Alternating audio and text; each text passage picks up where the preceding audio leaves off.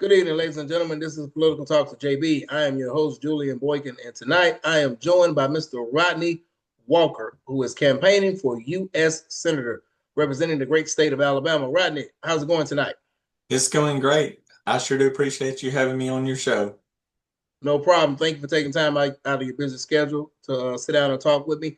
Let everybody know a little bit about your background and what led you to campaigning for a U.S. Senator. All right. I'm from Clay County. I live in Lineville, Alabama. We live on a 3,000 acre cattle farm. We have 750 mama cows. We have 26 bulls and about 700 calves. We also own Patriot Fueling Centers. We have five of those across the state of Alabama, being in Lineville, Alexander City, Montgomery, Wetumpka, and now one in Opp. We also ship fuel down the pipeline each cycle. We own Wedowee Quarry over in Randolph County, Alabama, where we make granite aggregate products. And then we have Hatchet Creek Leasing. I've always worked behind the scenes to help a lot of people. And so I want to bring that forth, and I want to be able to help more people as being the United States Senator for the great state of Alabama. I also flew the helicopter for 8 years for the Randolph and Clay County Sheriff's Department and also received a commendation from the governor on that. Along that time, I was also the chairman of the rodeo committee in Randolph County, and as you can tell, like I'm saying, I just done a lot of stuff for things behind the scenes, and I'd like to help people more. Well said. When we talk about infrastructure, and as you see an influx of people coming into Alabama, especially North Alabama, and we talk about I-65, it needs to be widened.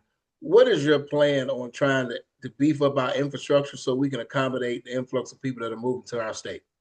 So infrastructure covers a lot of different avenues, but I-65 definitely needs widened. If people's been to Mobile recently, Mobile is growing. The port of Mobile is huge now, and there's cargo containers coming in. We've just recently deepened the port to 50 foot, and now we're going to spend money to do a turnaround at the end of the port. There's lumber going out, there's coal going out, there's fuel coming in. There's so many things going on. We have a grain elevator there that'll store 3 million bushels of products. It's only one of the coastal grain elevators that there is in the United States. We have shipbuilding by Austell. We have plane building. There's so many things. And then at the north end of the state at Huntsville, we have the Space Command that's coming along with the FBI center and so much technology that's going on. But we have to be able to get that product from one end of the state to the other. So we need drastically to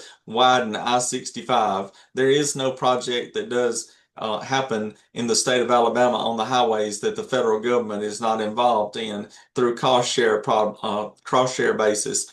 I'd like to make sure during my tenure as your U.S. Senator that we get I-65 widened to 6 lanes. Thank you. When we talk about rural Medicare, as far as the access to Medicare for our rural areas, how do we fix that problem and making sure that our residents that live in the rural areas, especially our elderly people, they have access to the proper health care so they're not trying to take an Uber just to get from a small town like Selma, Alabama, and you got to go to Birmingham. How do we fix that? So there's 47 rural hospitals in the state of Alabama. There's only 67 counties.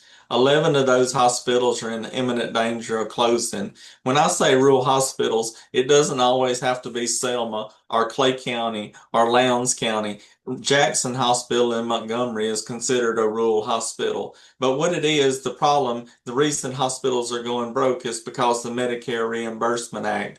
And the way that hospitals are reimbursed for their care is through the average median income. So say in a county like Lineville or Clay County that we have a $28,000 average median income, but yet Jefferson County perhaps has a $68,000 or $78,000 median income. So just to show an example, if I get my arm cut off in Clay County and it takes $100,000 to put it back on, the hospital in Clay County would only be reimbursed $28,000, where in Jefferson County they might be reimbursed at $68,000. Well, it doesn't cost any more for a doctor to go to school that's going to work in Clay County than it does in Jefferson County. So it's very hard to get doctors to come to rural counties to work when they can make so much more money in a suburban area. And so we've got to fix our Medicare reimbursement program to serve our rural hospitals. At this time, Clay County Hospital has become emergency rural hospital, meaning that people can only stay there for 24 hours and then they have to be shipped to a bigger hospital. So that's a huge problem. If a person comes in, they can stay overnight, but as soon as that occurs, they've got to ship them out on an ambulance or a helicopter or whatever to a big city hospital. It's my belief that once that all the rural hospitals go broke, that the bigger hospitals will buy them up and so forth, and then they'll all want to fix the Medicare Reimbursement Act. But I love our rural hospitals. There are people that work in our communities and go to church with us and play baseball with us and that type of thing. We need to take care of those people and make sure that they have a job to keep on providing for their families. When we look at our farmers, we have a lot of our farmers that may not have as much land as some of the big farmers. A lot of them are selling out, to developers. How do we create programs, SBA loans, and things of that nature that entice our young people to go into entrepreneurship, as well as being able to create more farmers for the state of Alabama? So there's two different issues there. One is SBA, and we'll talk about that in a minute. But farmers in Alabama is a $77.1 billion industry. Let that sink in for a minute because that's the number one industry in the state of Alabama. 44 billion of that is row crops and cattle farmers and that type of thing, chickens, and $33 billion of that is timber industry. But agriculture is a huge commodity of the state of Alabama. And we need to make sure that we continue to watch and protect our food supply because without our farmers provide a valuable commodity. They provide food that we eat every day. And without food, we become a third world country. And it's very important that people know that our food does not come from Publix, that it comes from a farm before it gets to Publix and so forth. So it's important that we watch and help maintain our farmers. Recently, earlier this year, soybeans was down to 750 a bushel, corn was down to 435, cotton, excuse me, cotton was down to 61 cents a pound. That's the lowest it's been since 1974 when Carter was in office and so forth. The price of a combine back then was $100,000. Now it's $1.5 million. We've got to take care of our farmers and make sure that they're able to provide food. And farmers are not wanting a handout. There's no farmer wanting a handout. They just want an equal opportunity. When we talk about farming and then we go into food safety, how important is it for Alabamians to know about food safety? We see a lot of recalls on foods and things of that nature, but how important is it for us to stay on top of it so that we know when we're buying our food, it's coming from crops right here grown in Alabama? So the USDA, the United States Department of Agriculture, really should is responsible for food safety. And as a everyday citizen, the women and people should not have to worry about food safety. That should be taken care of from the highest level of the government to make sure that your food is safe. And as long as we continue to have inspectors and things like that, making sure that your food's safe, you don't really have to worry about it. They catch it before anything is wrong. But there's a big thing. You can't accept beef coming in from Argentina and Brazil that might have hoof and mouth disease or other diseases, mad cow disease, anything of that nature. You've got to protect your food supply and make sure that Americans are eating a safe food that is inspected by the USDA inspectors, either through domestic or through foreign products coming in. When we talk about foreign and domestic products, we look at 72% of our prescription drugs come from overseas. How do we decrease our overseas manufactured drugs and increase our drugs being manufactured right here in the United States? So that's a great question, and that's very important because We that's one thing that we must have manufactured in the United States of America. We just saw car manufacturers being challenged with tariffs and different things like that to make sure that manufacturing happened in the United States of America. Drugs ought to be the first thing. If it takes tariffs on those, if it takes presidential agreements or congressional agreements, we need to make sure that those corporations are manufacturing the drugs in the United States, because the easiest way to kill a population is right through their blood pressure medicine or something of that nature. We can easily, if we can make sure car manufacturing happens in America with all the parts, there's no reason that every drug made shouldn't have to come from America and be regulated by the Food and Drug Administration. When we talk about foreigners coming into Alabama, especially with our land being so, Alabama ranks number fourth in the country.